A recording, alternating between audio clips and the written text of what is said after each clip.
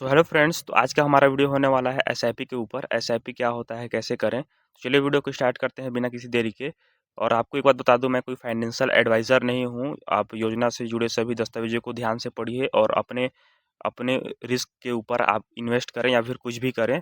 मैं कोई फाइनेंस से भी रजिस्टर्ड या फिर कोई पर्सनल फाइनेंस का या फिर किसी चीज़ का भी कोई भी प्रोफेशनल एडवाइज़र नहीं हूँ। आप योजना से सभी जुड़े दस्तावेजों को ध्यान से पढ़कर इन्वेस्ट कीजिए।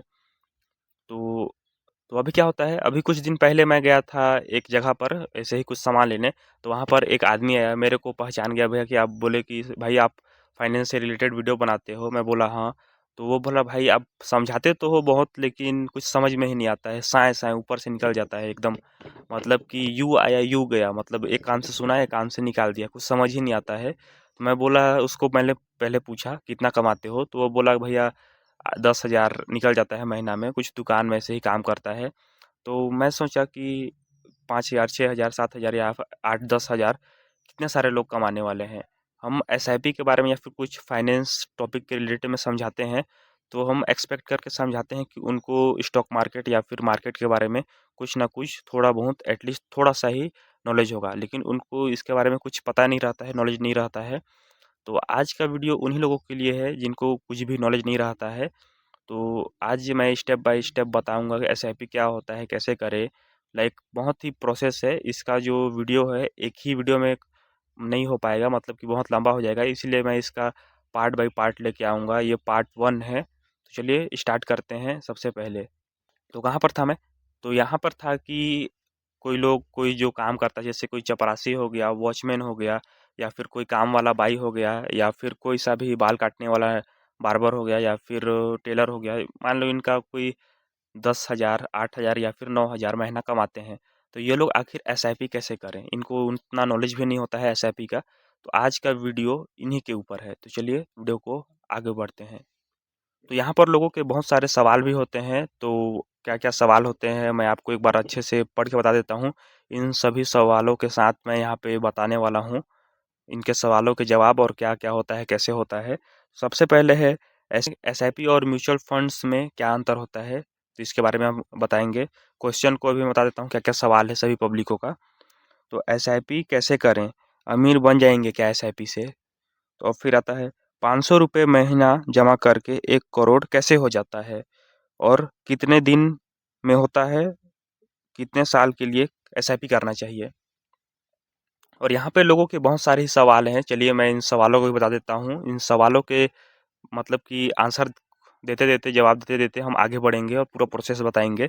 तो यहाँ पे सवाल है, एसआईपी और म्यूचुअल फंड क्या है? क्या फ़र्क है इसमें?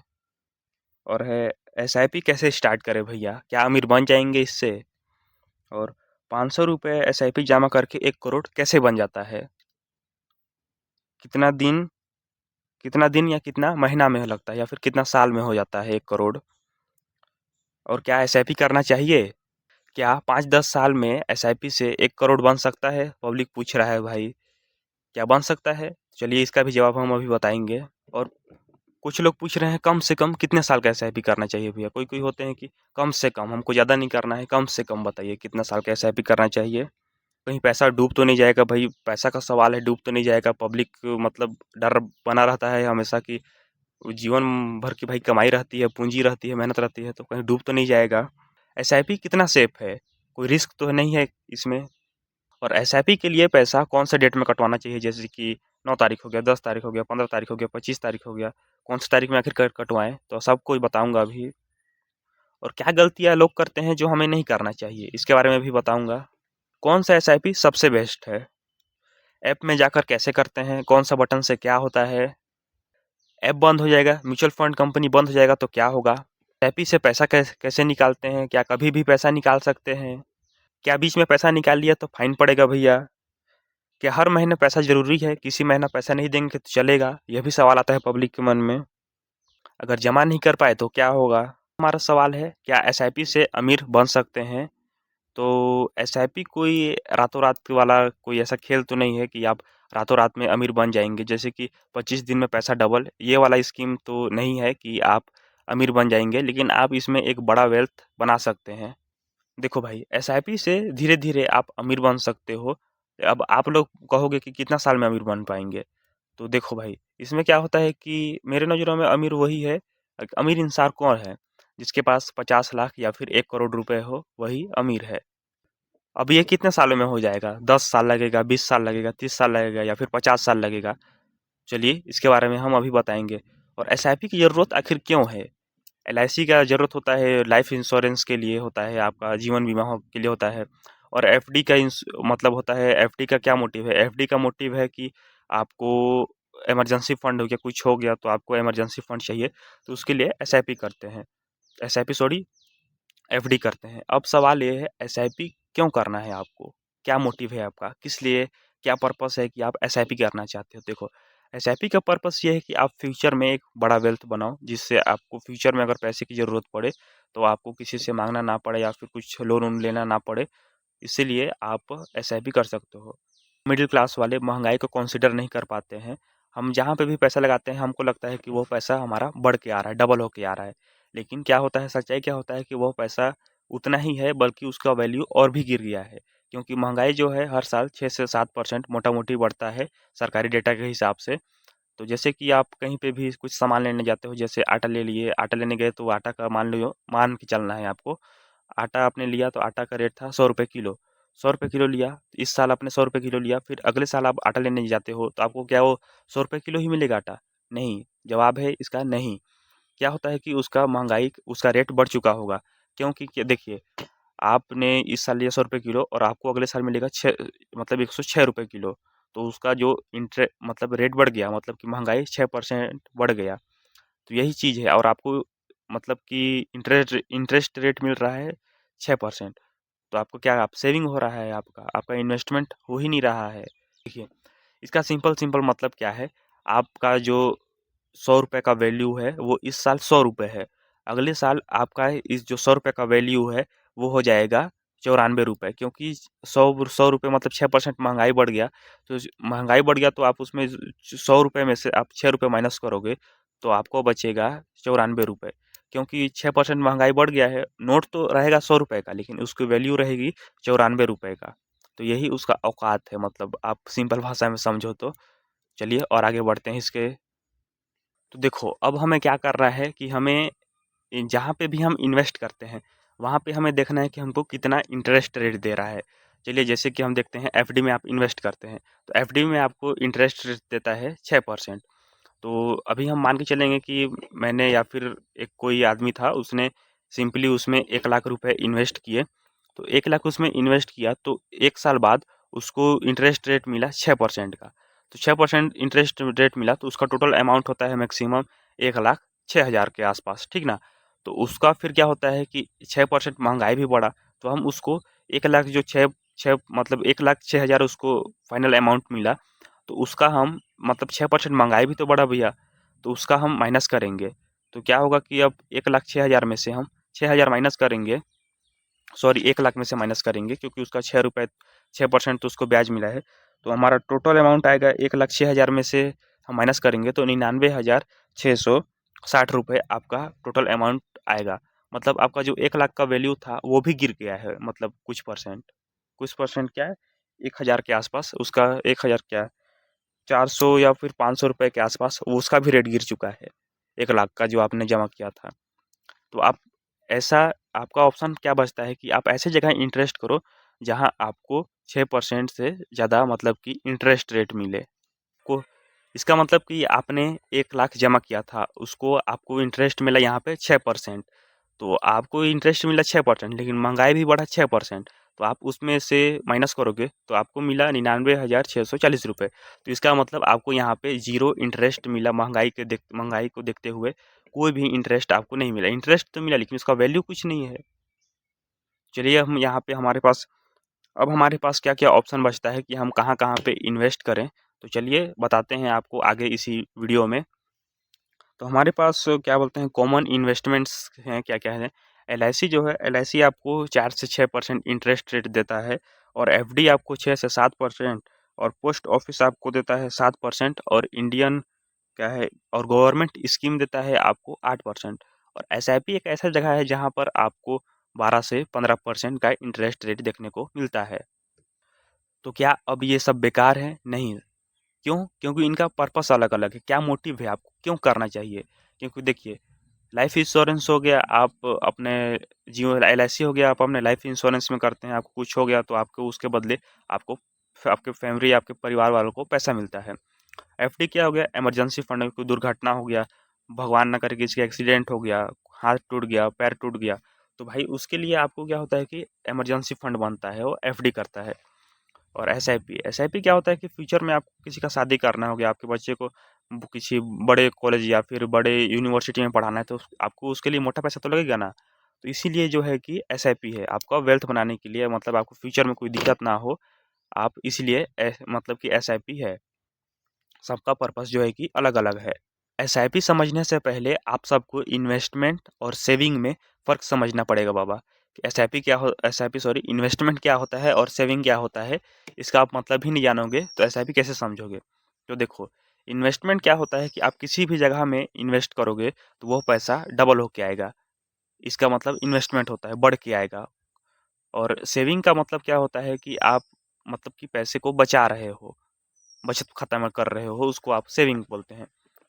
देखो क्या होता है कि आप किसी ऐसे जगह में आपने इन्वेस्ट किया, तो वहाँ पे जैसे कि देखो, आपने मान लो, एक एग्जांपल बता रहा हूँ, आपने किसी एफडी में इन्वेस्ट किया, वहाँ पर आपको इंटरेस्ट रेट मिला 6% का, और महंगाई भी इधर से बढ़ा 6% का।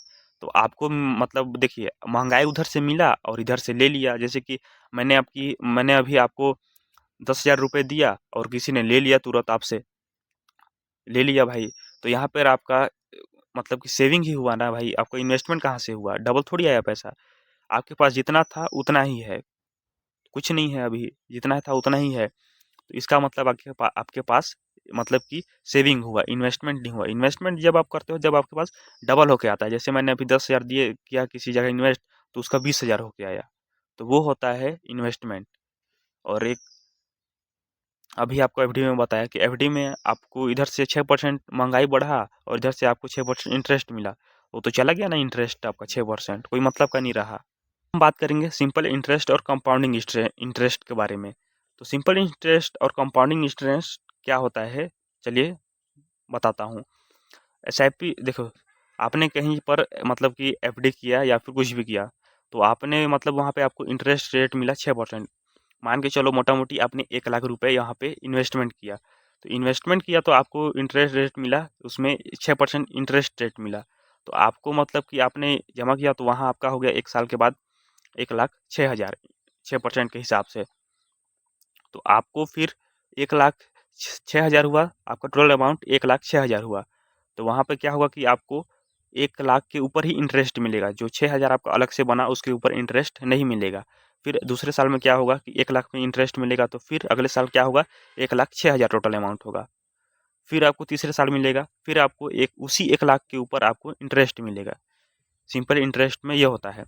और कंपाउंडिंग इंटरेस्ट में यह होता है कि आपने 1 लाख जमा किया, तो उस वहाँ पर आपको शुरू में 1 लाख छः मतलब कि 6% इंटरेस्ट मिला, तो वहाँ पे होगा आपका 1,06,000। तो अब आपको 1 लाख में इंटरेस्ट नहीं मिलेगा, आपको मिलेगा 1,06,000 में इंटरेस्ट। 1 लाख में आपको छः मतलब कि 1,06,000 में आपको इंटरेस्ट मिला। आपको ऐसे नहीं समझ आएगा, आपको एक कॉपी और पेन से समझाना पड़ेगा। चलिए आपको कॉपी पेन से समझा देता हूँ अच्छे से। चलिए फ्रेंड्स, तो अभी मैं आपको कंपाउंडिंग इंटरेस्ट और सिंपल इंटरेस्ट में क्या अंतर है, चलिए आपको मैं बता देता हूँ। तो देखिए, मान लीजिए आपने यहाँ पे 1 लाख यहाँ पे इन्वेस्ट किए, तो उसका इंटरेस्ट रेट मिला आपको 6%। तो इस हिसाब से आपका अमाउंट हो जाता है 1,06,000 रुपये। तो फिर यहाँ पे आपको इंटरेस्ट फिर 1 लाख के ही ऊपर मिलेगा। तो जैसे कि यहाँ पे आपका फिर से 1 लाख आपको हो गया, 1 लाख फिर से आपको 6% इंटरेस्ट रेट मिलेगा, तो फिर से आपका हो जाएगा 1,06,000। तो इसी तरह से आपको 1 लाख तीसरे साल में भी आपको ऐसा ही इंटरेस्ट मिलेगा।